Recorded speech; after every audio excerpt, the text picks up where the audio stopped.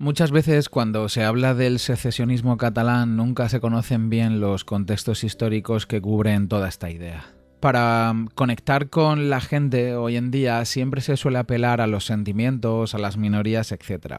Pero lo que nunca se habla es de la historia, de cómo empezó todo esto y el porqué, donde las oligarquías catalanas tienen mucho que ver. Y eso es lo que vamos a tratar en este vídeo de hoy.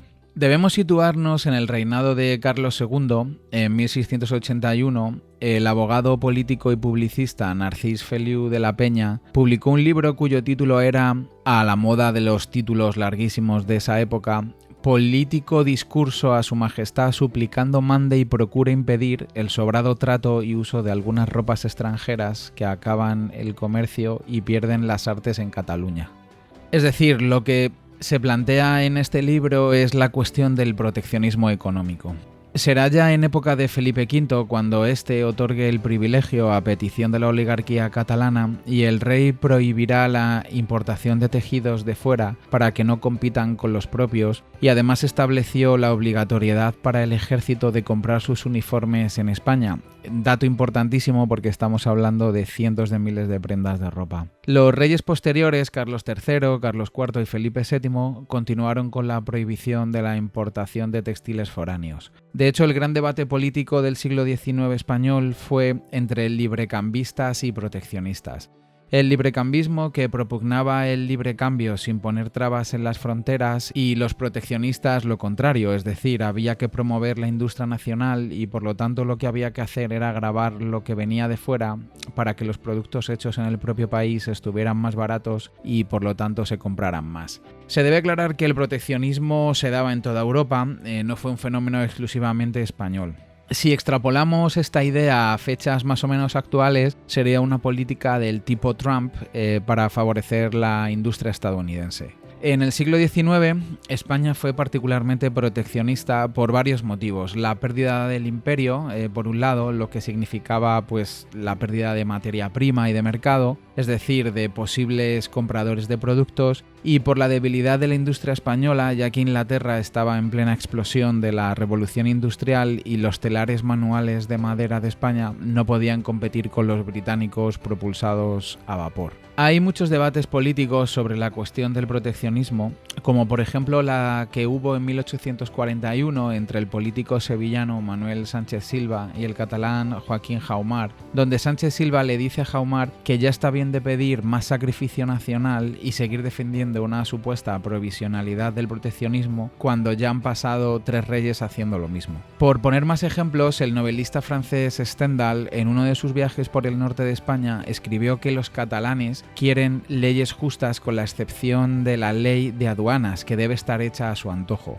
Los catalanes exigen que cada español que usa telas de algodón pague 4 francos al año porque en el mundo hay una Cataluña y es preciso que el español de Granada o Málaga o La Coruña no compre, por ejemplo, los tejidos de algodón ingleses, que son excelentes y cuestan 1 franco la vara, y se sirvan de los tejidos catalanes muy inferiores y que cuestan 3 francos la vara. Pero entre los catalanes también había librecambistas, por supuesto, aunque eran considerados por los proteccionistas catalanes traidores de la patria. En este caso, la patria era España, y todavía no se pensaba en términos de nación catalana. Los industriales catalanes tenían políticos comprados, como es el caso de Pascual Madoz y Víctor Balaguer. De hecho, fue en época de Balaguer cuando se crea una organización patronal catalana que en esta época era conocida como Fomento del Trabajo Nacional. De nuevo, hay que subrayar que nacional no se refiere a Cataluña, sino a España. Con estos mimbres, Jesús Lainz explica en la Escuela de Oviedo lo que sucedió posteriormente con Cuba, Filipinas y las oligarquías catalanas. Avancemos en el tiempo y crucemos el charco, porque otro de los elementos esenciales en toda esta cuestión que estamos viendo fue las provincias de ultramar, Cuba y Filipinas. Porque las dos columnas del sistema colonial o del sistema de las provincias de ultramar fueron la esclavitud y el proteccionismo. La esclavitud, ¿por qué? Por razones obvias, porque la rentabilidad del azúcar, el tabaco y el café dependía de la baratura de la mano de obra, evidentemente. ¿Y por qué el proteccionismo? Porque era esencial para mantener cautivo el mercado, tanto para las compras como para las ventas. Por ejemplo, los cubanos estaban obligados a comprar los sacos para el café, para el azúcar, en la península. ¿A quién? A empresas catalanas, evidentemente. Y entonces, mediante este sistema proteccionista, los cubanos no podían, o les saldría carísimo, comprar sacos en los vecinos Estados Unidos, y sin embargo tenían que comprarlos en Cataluña. Luego, otro dato muy importante fue la participación de catalanes en los negocios de Cuba y Filipinas. Hubo una desmesurada presencia de catalanes en dichas provincias, sobre todo en Cuba, porque no hay que perder de vista que la metrópoli comercial e industrial de la España del siglo XIX fue Barcelona, no fue Madrid, y por lo tanto el peso de la industria catalana y de los empresarios catalanes en Cuba y en Filipinas fue inmenso por su propio peso, es decir, no por ningún tipo de privilegio, sino por el carácter emprendedor de los catalanes, que les llevó a montar un montón de negocios en Cuba y Filipinas. Por ejemplo, el señor Partagás, el de los puros, era catalán, el señor Bacardí, el del ron, también era catalán, el señor Güell, el fundador de la dinastía que luego tan famosa sería, ¿no? Su hijo fue el financiador del Parque Güell y todo esto, también era un indiano cubano catalán, y el marqués de Comillas, que aunque no era catalán, era montañés, sin embargo tenía el centro de su compañía transatlántica en Barcelona. Luego también otro dato importantísimo es que hubo una enorme participación catalana en el tráfico y en la posesión de esclavos. Cataluña fue la principal fortaleza del antiabolicionismo, es decir, de todas las regiones españolas fue la que más se distinguió en su oposición a la abolición de la esclavitud, porque como es lógico, había una enorme cantidad de industriales catalanes en Cuba cuya prosperidad, cuyos beneficios dependían del mantenimiento de la mano de obra esclava. Un caso singular, por ejemplo, un propietario de esclavos catalán en Cuba fue Miguel Viada, que vio allí, en Cuba, el primer ferrocarril español que se montó en Cuba para el transporte del azúcar y del café. Y entonces se dijo para sí, yo quiero esto en mi casa, y fue el promotor del primer ferrocarril en la península, no el primer ferrocarril español, porque fue el cubano, pero sí el primer ferrocarril en la metrópoli, que fue el Barcelona-Mataró. El señor Güell, como les he contado antes, también fue un notorio esclavista, y tantos otros potentados catalanes de la época, y hay que tener en cuenta que, por ejemplo, el ensanche se hizo, el ensanche de Barcelona, en buena medida con el dinero que vino de las colonias, que vino de Cuba y Filipinas, y que en buena parte era el dinero no de los esclavos propiamente, es decir, de los beneficios obtenidos por el sistema esclavista. Fíjense hasta qué punto era primordial el papel de los catalanes en la cuestión de la esclavitud, que cuando en 1868 estalló la primera guerra de la independencia cubana, la guerra de los 10 años, hubo 3 guerras de la independencia cubana, esta, del 68 al 78, luego hubo una que duró unos pocos meses que se llamó la Guerra Chiquita, y luego la de la independencia, la que comenzó en el 95, ¿no? que finalmente acabó con la independencia en el 98. Pues bien, cuando estalla la de 1868, uno de las reivindicaciones, como es lógico, de los independentistas era la abolición de la esclavitud. Y uno de los gritos de guerra fundamentales de aquella guerra de 1868 fue: no han de quedar catalanes en Cuba. Es decir, se identificaba a los catalanes con el sistema de la esclavitud. Por aquella época se cantaba en Cuba una famosa copla que decía: desde el fondo de un barranco grita un negro con afán, Dios mío, quien fuera blanco, aunque fuera catalán. El arzobispo de Habana, en aquella época, y confesor de la reina Isabel II, era abolicionista, evidentemente, y acusó a los propietarios de esclavos de inmoralidad, de crueldad con los esclavos, etc. Y explicó a la reina: de todos los propietarios de esclavos, los más malos son los que han venido de España. Se refería, digamos, a los de reciente llegada a Cuba. Como es lógico, los españoles llevaban ahí 400 años, pero digamos que se estaba refiriendo a los que habían llegado en las décadas anteriores, ¿no? Son los que han venido de España, y singularmente los catalanes, que son malísimos, pésimos, nunca confiesan, ni comulgan, ni van a misa, y todos viven amancebados o tienen ilícitas relaciones con mulatas y con negras, y no aprecian otro Dios que el interés. ¿Saben quién era este arzobispo de La Habana que dijo tales cosas de los catalanes? Pues el catalán Antonio María Claret. La legislación ultraproteccionista del gobierno, por ejemplo, la ley de relaciones comerciales con las Antillas, que se promulgó en 1882, impedía, como les he dicho antes, comerciar con nadie que no fuera la metrópoli. Y entonces los hacendados cubanos, en 1890, pidieron al gobierno español que derogara la ley y que firmara un tratado comercial con los Estados Unidos que les permitiera exportar libremente azúcar, mieles y tabaco. Pues bien, ¿cuál fue el organismo que contestó a la reclamación de los hacendados cubanos al Ministerio de Ultramar? Lo lógico sería pensar el Ministerio de Ultramar, ¿no? Pues no, fue el Fomento del Trabajo Nacional, es decir, la patronal catalana. Es decir, los que dictaban la política al gobierno de toda la nación sobre esta cuestión era el Fomento del Trabajo Nacional, que, entre otras cosas, dijo que con su, abro comillas, corazón de españoles profundamente herido, acusan a los diputados favorables a las tesis cubanas del crimen de lesa nación. Vuelvo a reiterar la misma idea. Los industriales catalanes se consideraban a sí mismos los más patriotas y los defensores de la industria nacional española, y por lo tanto identificaban a quienes iban en contra de sus intereses con traidores a España.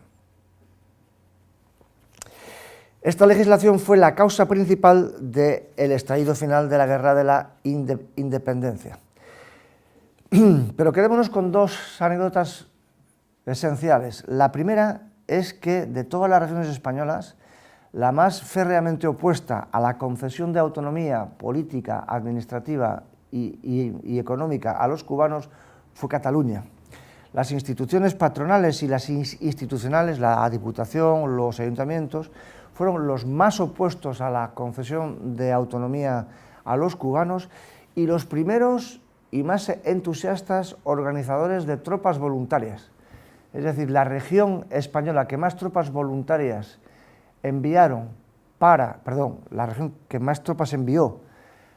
a Cuba para sofocar las guerras de independencia, las revueltas de los separatistas cubanos, fue Cataluña. Si van ustedes a Comillas y visitan el Palacio del Marqués de Comillas, verán que en la sala principal hay unos frescos maravillosos y uno de ellos representa el embarque de los voluntarios catalanes en los barcos del Marqués de Comillas. Por eso está allí, por eso está en el Palacio del Marqués de Comillas. Y es un cuadro maravilloso, como digo, del pintor catalán Llorenç Masdeu, y, como digo, representa a los catalanes envueltos en la bandera rojigualda, embarcando con sus barretinas en los barcos del Marqués de Comillas para ir a luchar contra los separatistas cubanos. Pero en noviembre de 1898, tras el desastre, no había terminado el año del desastre, las mismas entidades, las mismas personas, los mismos proteccionistas, los más pugnaces antiautonomistas, los más centralistas y los patriotas más inflamados pasaron en un instante a exigir para Cataluña lo mismo que habían negado a los cubanos: el concierto económico, la autonomía e incluso la secesión. y fueron las mismas entidades que solamente meses antes clamaban contra la concesión de autonomía a los cubanos, las mismas las que acto seguido se convierten en la punta de lanza del autonomismo e incluso de la secesión. Y esta es la segunda anécdota importantísima.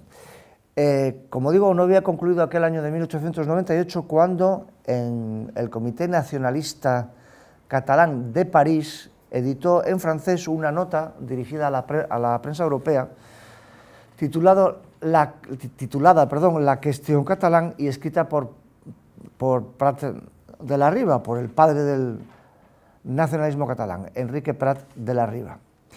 Y en ella explicó a los periodistas extranjeros que la causa del desastre colonial había sido el mal gobierno de los castellanos. Atención, de los castellanos. Ya marcaban la diferencia. Es decir, se acusaba a la España que no era catalana, era todo el resto, era la España castellana, de haber sido la mala gobernante de España y era la causante de la pérdida colonial. Claro, la hipocresía es inmensa porque los gobernantes catalanes de esas décadas fueron innumerables, los militares catalanes fueron innumerables. Por poner un solo ejemplo, uno de los más importantes ministros de ultramar de aquellos años fue Víctor Balaguer, catalán, y otros muchos, como digo, Prim, no hay más que pensar en Prim, por poner otro ejemplo, y hubo una infinidad de ministros catalanes en aquellos años. Militares catalanes, el general Despujol en Filipinas, o el capitán Concas, que fue uno de los capitanes que luchó en la batalla de Santiago de Cuba. Pues bien, en esta nota, Prat de la Riba, como digo, acusó al mal gobierno de los castellanos de la pérdida de las provincias de ultramar y explicaba a la prensa extranjera y a los gobiernos extranjeros que la única manera de salvar a Cataluña del desastre económico era la secesión. Atención al argumento de Prat de la Riba. Hay una gran parte de productores catalanes que hasta hoy, por interés personal, se han mantenido al margen del movimiento nacionalista porque compensaban con los derechos de aduana los perjuicios que el desorden administrativo les causaba. Pero hoy que se han perdido casi todas las colonias, comprenden que la protección que necesitan consiste en el orden, una buena administración, vías de comunicación, en lo que consiste el medio ambiente administrativo propio de los estados verdaderamente civilizados y que les permite perfeccionar la producción y comprar a buen precio. Y saben muy bien que todo esto no se lo puede proporcionar el Estado español o castellano. Por consiguiente, vuelven sus ojos hacia Francia y se declaran partidarios de una anexión, solución asimismo propuesta por una pequeña fracción radical de la juventud intelectual de Cataluña. Si las corrientes descentralizadoras y federalistas que están naciendo hoy en Francia se desarrollan rápidamente y se traducen en reformas de la actual Constitución unitaria y centralista de la República Francesa, la idea anexionista tendrá muchas oportunidades de triunfar. Una situación, un momento propicio de la política internacional europea y la anexión será un hecho.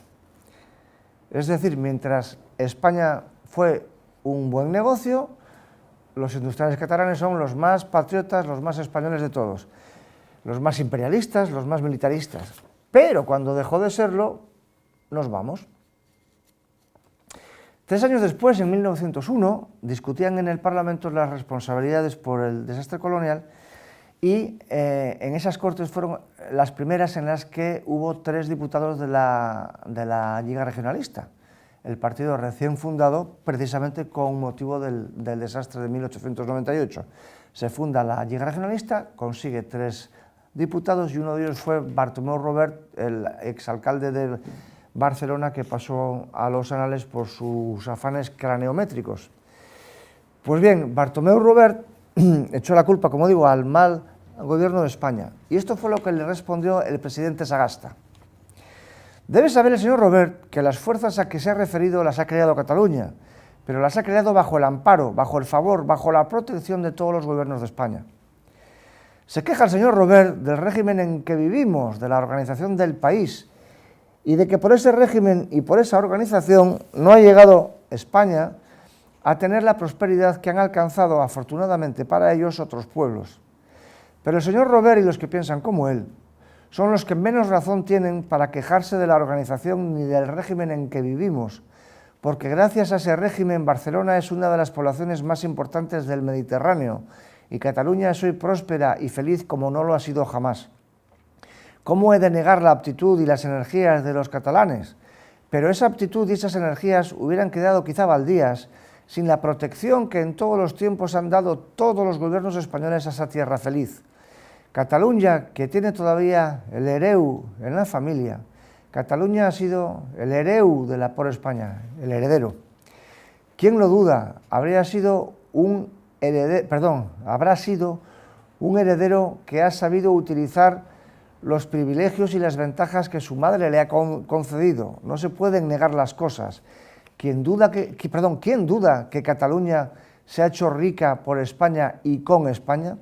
¿Quién duda de que para hacerse rica ha habido necesidad de concederla en las leyes ciertos privilegios que le han dado ventajas sobre sus hermanas las demás provincias de España? ¿Quién duda que quizá el malestar de nuestras perdidas Antillas haya sido debido a la preferencia que daba España a Cataluña?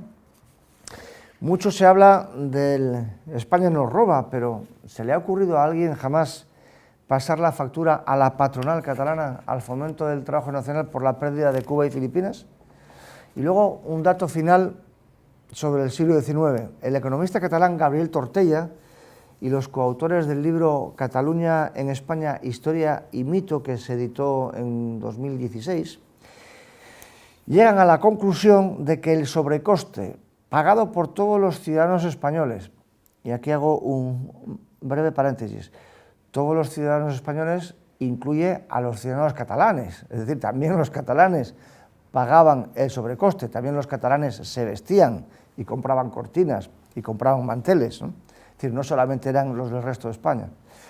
Pues bien, llegan a la conclusión de que el sobrecoste pagado por todos los ciudadanos españoles por la protección arancelaria solo de la industria algodonera catalana y solo en el siglo XIX ascendería, utilizando las cifras más bajas, a 511.000 millones de euros actuales. E insisto, solo la industria textil y solo del siglo XIX, pero claro, hay que pensar que el proteccionismo duró todo el siglo XVIII y buena parte del siglo XX. Pues bien, solo el siglo XIX, 511.000 millones de euros actuales. ¿A alguien se le ha ocurrido reclamar a Cataluña esta deuda con España? ¿Y qué opinan ustedes? Dejen un comentario en el vídeo, hagan like y suscríbanse al canal si les ha gustado para recibir las notificaciones de las nuevas publicaciones que haremos en el futuro.